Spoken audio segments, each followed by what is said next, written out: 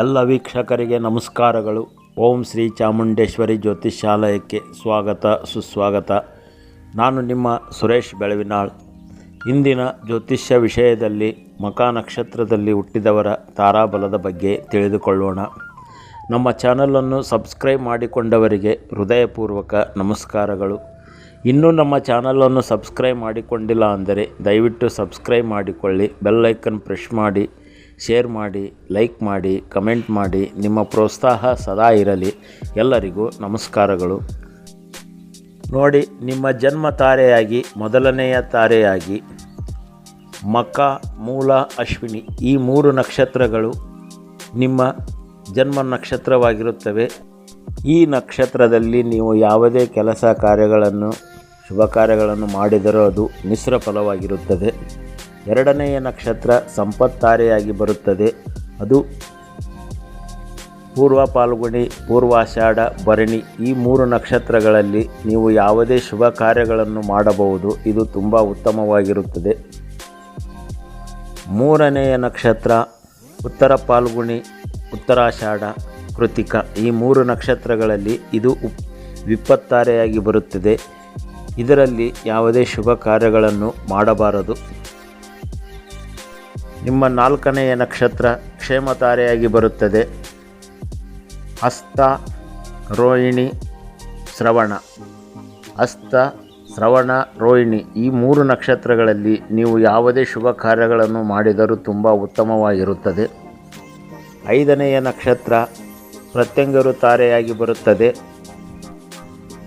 ಚಿತ್ತ, ಧನಿಷ್ಠ, ಮೃಗಶಿರ ಈ ಐದನೆಯ ತಾರೆಯಾಗಿ ಈ ಮೂರು ನಕ್ಷತ್ರಗಳು ಬರುತ್ತದೆ.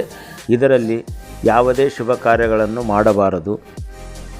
ಆರನೆಯ ತಾರೆಯಾಗಿ ಈ ಮೂರು ನಕ್ಷತ್ರಗಳು ಬರುತ್ತವೆ. ಸ್ವಾತಿ, ಶತಭಿಷ, ಆರಿದ್ರ ಈ ಮೂರು ನಕ್ಷತ್ರಗಳಲ್ಲಿ ನೀವು ಯಾವುದೇ ಶುಭ ಕಾರ್ಯಗಳನ್ನು ಮಾಡಬಹುದು. ತುಂಬ ಚೆನ್ನಾಗಿರುತ್ತದೆ, ಉತ್ತಮವಾಗಿರುತ್ತದೆ. ಏಳನೆಯ ತಾರೆಯಾಗಿ ವದ ತಾರೆಯಾಗಿ ವಿಶಾಖ, ಪೂರ್ವಭದ್ರ, ಪುನರ್ವಸು ಈ ಮೂರು ನಕ್ಷತ್ರಗಳು ವದ ತಾರೆಯಾಗಿ ಬರುತ್ತದೆ. ಇದರಲ್ಲಿ ಯಾವುದೇ ಶುಭ ಕಾರ್ಯಗಳನ್ನು ಮಾಡಬಾರದು.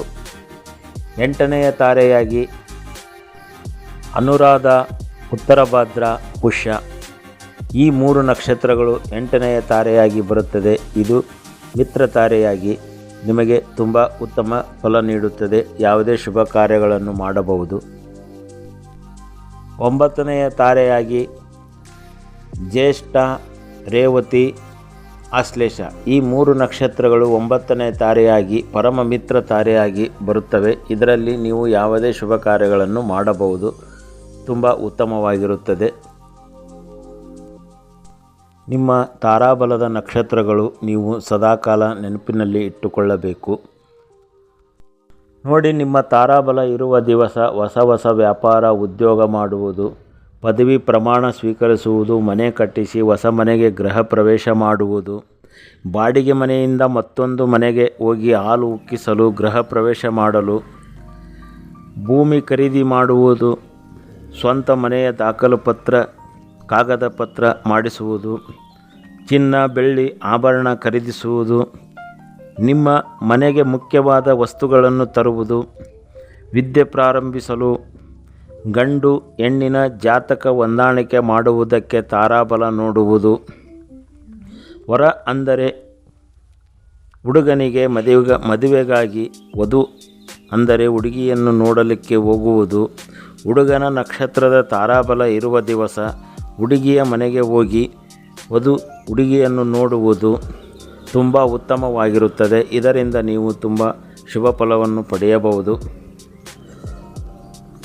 ವಧು ಹುಡುಗಿಯನ್ನು ನೋಡುವ ದಿವಸ ನೀವು ವಧು ಹುಡುಗಿಯನ್ನು ನೋಡುವ ದಿವಸ ಹುಡುಗನ ನಕ್ಷತ್ರದ ತಾರಾಬಲ ಇರಬೇಕು. ಇದು ತುಂಬ ಮುಖ್ಯವಾಗಿರುತ್ತದೆ. ತುಂಬ ಶುಭ ಫಲ ಪಡೆಯಬಹುದು.